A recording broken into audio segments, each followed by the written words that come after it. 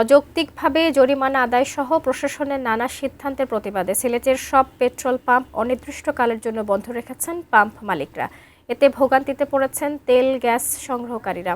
এ বিষয়ে বিস্তারিত জানাতে সিলেট মহানগরীর আম্বারখানা থেকে সরাসরি যুক্ত হচ্ছেন প্রতিনিধি কামরুল ইসলাম মাহি। মাহি, আমরা বলছিলাম যে অনির্দিষ্টকালের জন্য পাম্প বন্ধ রেখেছেন পাম্প মালিকরা।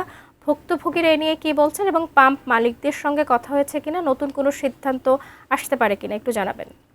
শাকিলা, গতকাল রাত 11টার পর থেকেই যে অনির্দিষ্টকালের জন্য যে ধর্মঘটের ডাক দিয়েছিলেন পেট্রোল পাম্পের মালিকরা, সেটি কিন্তু এখনো পর্যন্ত চলছে। আমরা কিছুক্ষণ আগে পেট্রোল পাম্পের মালিকদের সঙ্গে আমরা কথা বলেছিলাম। তারা বলছেন যে অর্থাৎ এখন থেকে আধা ঘন্টা পরে 11টার দিকে তাদের একটা প্রশাসনের সঙ্গে একটা বৈঠক রয়েছে। সেই বৈঠকে হয়তো বা সিদ্ধান্ত নেওয়া তারা নিবেন, তারা পরবর্তীতে আসলে কি করবেন। একটু যদি জানিয়ে রাখি যে সিলেট বিভাগের সব ধরনের পেট্রোল পাম্পেই কিন্তু অনির্দিষ্টকালের জন্য তেল গ্যাস দেওয়া আসলে বন্ধ রয়েছে, এবং তারা বলছেন যে আসলে বিভিন্ন পাম্পে গত কয়েকদিন ধরে আসলে অযৌক্তিক ভাবে জরিমানা আদায় করা হচ্ছে এবং প্রশাসন কর্তৃক কিন্তু নানাভাবে হয়রানি করা হচ্ছে, এমনটি তারা অভিযোগ করেছেন। এবং যদি জানি এবং তারা বলছেন যে পাম্পগুলিতে যে জেলা প্রশাসক অফিস থেকে ট্র্যাক অফিসার বসানো এবং বিভিন্ন সংস্থার মাধ্যমে ঘন ঘন যে হিসাব নেওয়া কিংবা পুলিশ নিয়োগ এবং বড় অঙ্কের জরিমানা আদায়, এসব সিদ্ধান্তের প্রতিবাদেই তারা কিন্তু এই তেল গ্যাস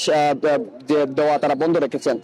এর কারণে কিন্তু নগরে কিন্তু ব্যাপক একটা ভোগান্তির মধ্যে চালক এবং মোটরসাইকেল আরোহী সহ সাধারণ মানুষের মধ্যেও কিন্তু এর প্রভাব পড়েছে। এবং আপনি নিশ্চয়ই দেখতে পাচ্ছেন গাড়িগুলো দীর্ঘ সারি ধরে লাইন ধরে বসে আছে এবং অনেকেই আসলে বিভিন্ন পাম্পে ঘুরে আসলে তারা তেল পাচ্ছে। সব মিলে বলে আসলে যে তেল গ্যাস দেওয়ার বন্ধ রাখার যে তারা যে করছেন, তার কারণে কিন্তু চালকরা যেমন ভোগান্তিতে পড়েছেন, সাধারণ মানুষও কিন্তু অনেকটা ভোগান্তির মধ্যে পড়েছেন। শাকিলা, ধন্যবাদ মাহি।